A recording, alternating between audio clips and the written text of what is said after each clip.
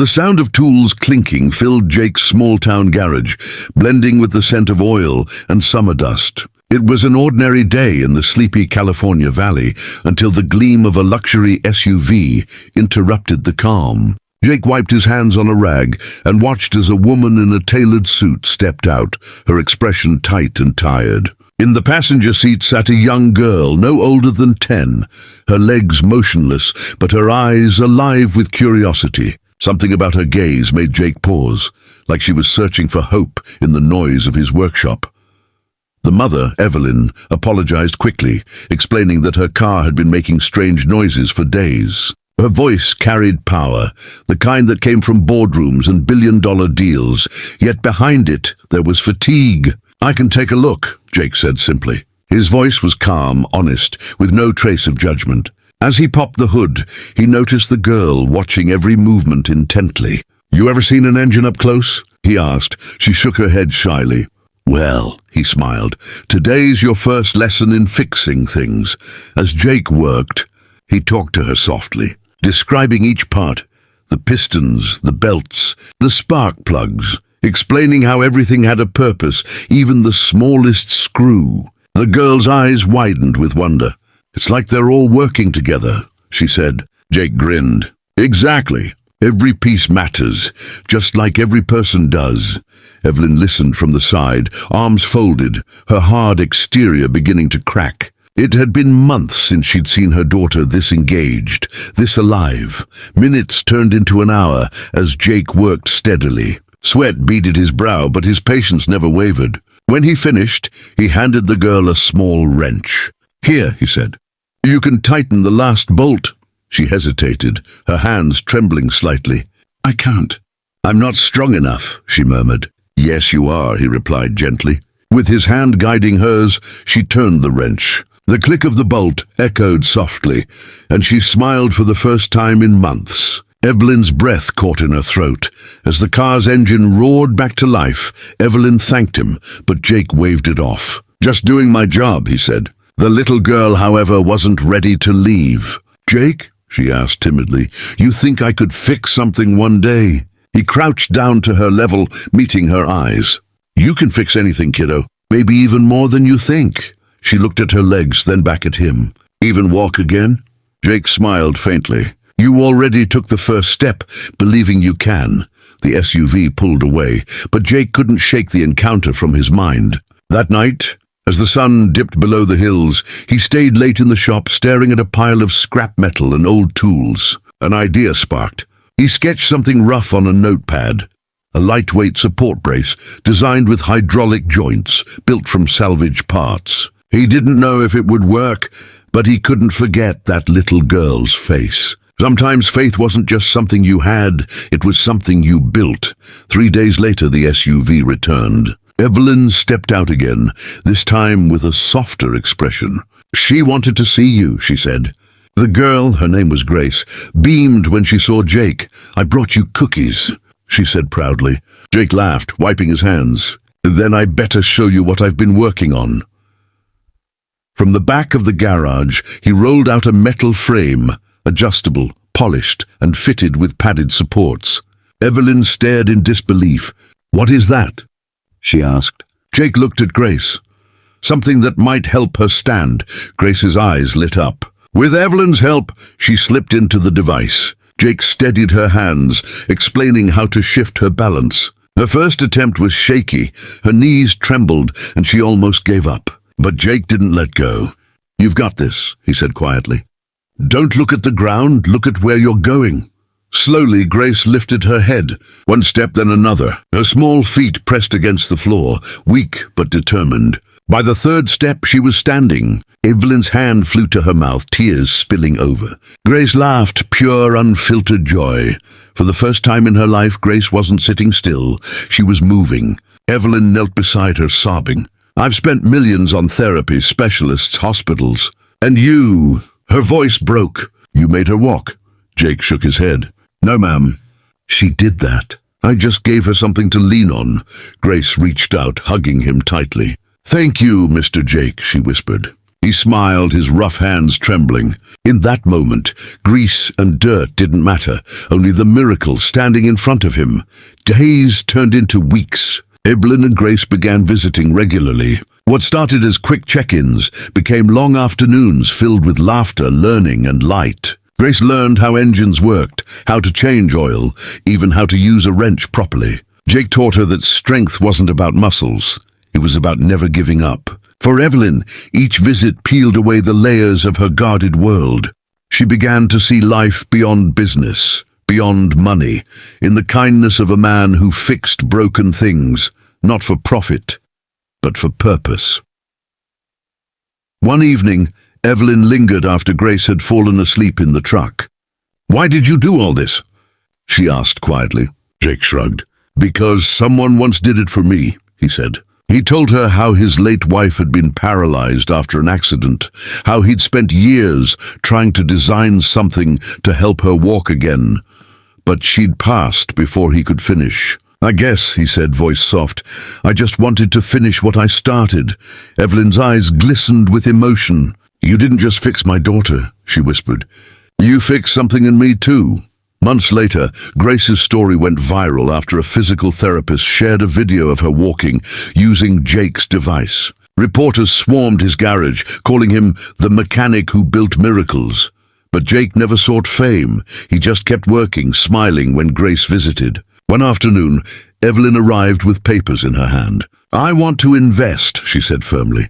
"Your design can help thousands of kids." Jake hesitated. "Ma'am, I'm no businessman."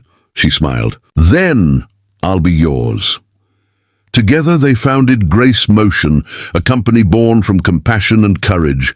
As the years passed, Jake's small-town garage transformed into a research workshop, blending engineering with heart. Grace grew stronger, walking confidently without assistance. Whenever people asked how she did it, she always smiled and said, "A mechanic taught me how to stand."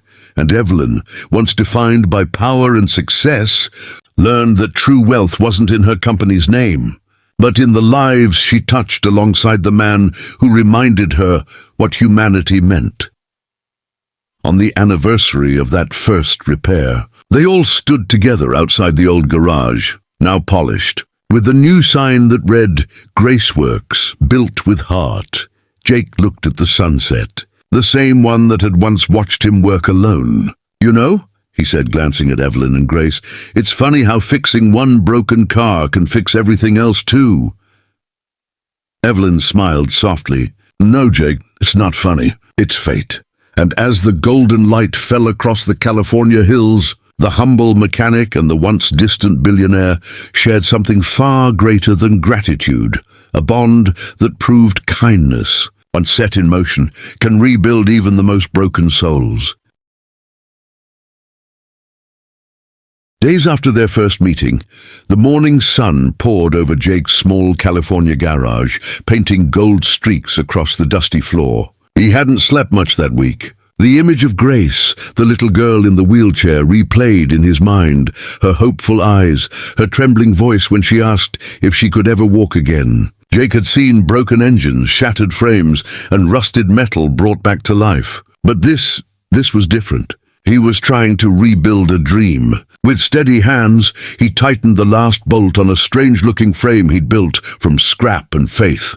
The next afternoon, a familiar black SUV rolled to a stop. Evelyn stepped out, her polished heels clicking against the concrete. She looked less like the powerful businesswoman who'd once stood distant and cold, and more like a mother holding on to fragile hope. Grace was beside her, bright-eyed but nervous. "You really built something for me?" she asked.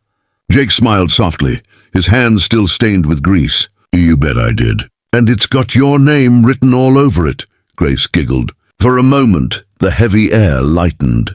Jake wheeled out the frame, metal rods joined by hydraulic hinges, padded supports, and adjustable straps. It wasn't perfect, but it was built with care. Evelyn's brows furrowed. "Will it work?" she asked, almost afraid of the answer. Jake exhaled. "It's not magic, but maybe it'll help her find her balance again." Grace's fingers brushed the metal. It was cool, heavy and real. "Can I try it now?" she whispered. Jake nodded, kneeling beside her. "We'll take it slow." One step at a time. His calm voice steadied her trembling hands.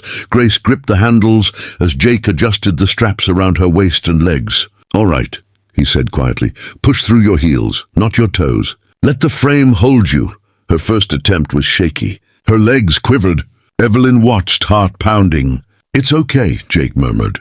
"Falling's part of learning." He stayed beside her, his hand hovering near her back. Grace took a breath, face flushed with determination. Slowly, painfully slowly, she lifted herself. One knee straightened, then the other. For the first time in years, she was standing on her own. Evelyn gasped. Tears welled in her eyes, her lips trembling as if she were afraid to breathe. Grace's face broke into a radiant smile. "Mom, look! I'm doing it!" Her voice echoed in the small garage, pure and alive. Evelyn's knees buckled, and she covered her mouth, sobbing. Jake's throat tightened. He had seen engines roar back to life, but this moment was louder than any machine. "You gave her back her strength," Evelyn whispered, voice cracking with gratitude. Jake shook his head gently. "She already had it. I just helped her believe it again." Grace tried to take another step, guided by Jake's steady hands. Her knees wobbled, but she didn't stop. "That's it," Jake encouraged. "Trust your legs. You're stronger than you think." Inch by inch, she moved forward, her tiny feet pressing against the floor. Each step was uncertain but filled with courage. Evelyn cried openly now, no longer the composed executive, but a mother seeing a miracle unfold. Grace laughed through her effort. "Mr. Jake, I'm walking." Jake smiled, wiping sweat and maybe a tear from his brow. "You sure are, kiddo. You sure are."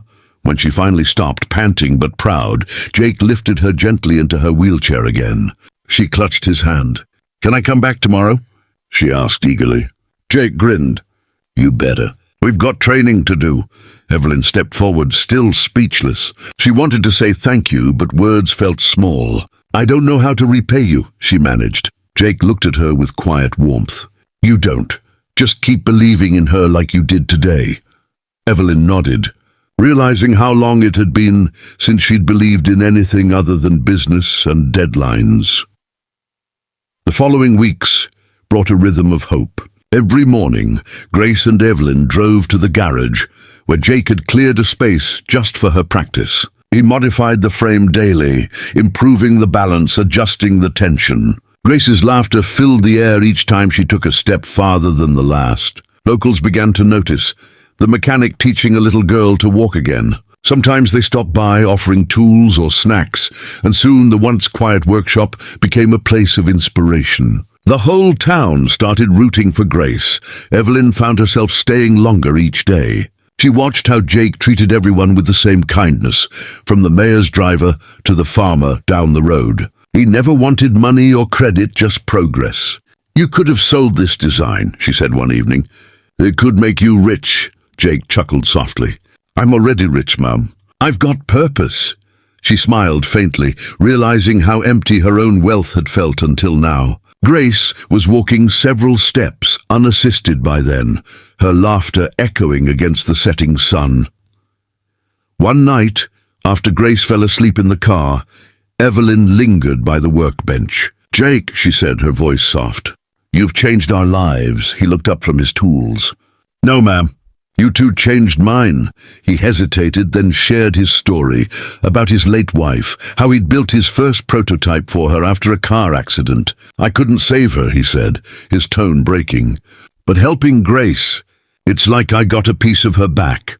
Evelyn's eyes filled with quiet tears. "Then maybe," she said gently, "you were meant to meet us." Months passed. Grace's progress stunned her doctors. Her legs grew stronger, her balance steadier. Jake's design caught the attention of a rehabilitation specialist who visited the town. Within weeks, the story spread. Mechanic helps girl walk again. Reporters came. Photographers snapped pictures, but Jake stayed humble, always crediting Grace. When asked what motivated him, he simply said, "She believed," and that's all it took. Evelyn began using her influence to fund further development, creating a partnership that turned Jake's garage into a small workshop of innovation and hope. Together, they built dozens of new frames, each better than the last. Jake trained local mechanics to assemble them, and Evelyn handled the outreach. They called their initiative the Grace Project, helping children across California regain mobility. Grace became the face of it, confident, kind, and always reminding others that courage was built one step at a time. "He taught me to walk," she said at a charity event, "but he also taught me to never stop trying." The crowd applauded, and Jake, standing in the back, smiled quietly, his eyes full of pride. Years later, the garage that once smelled of oil and rust was transformed into a bright, modern center. The walls bore photos of children smiling in their new support frames. A bronze plaque hung by the entrance, built with heart, in memory of every dream that refused to die. Evelyn often stood there, remembering the day her car broke down and led her to a man who fixed far more than engines. Grace, now a teenager, walked confidently beside her. "Mom," she said, "Jake's coming to dinner tonight, right?" Evelyn smiled. "Of course. He's family." As the sun dipped below the California hills, Jake locked up the workshop and looked out at the orange sky. The wind carried laughter from the nearby field where Grace practiced running, not walking. He chuckled softly, wiping his hands on his old rag. Sometimes life didn't give you miracles, he thought. Sometimes it gave you people who made you believe in them again. He climbed into his truck, the horizon glowing ahead. Somewhere deep down, he knew his wife would have been proud, and as twilight settled, the humble mechanic who once worked alone drove toward a family he never expected to find.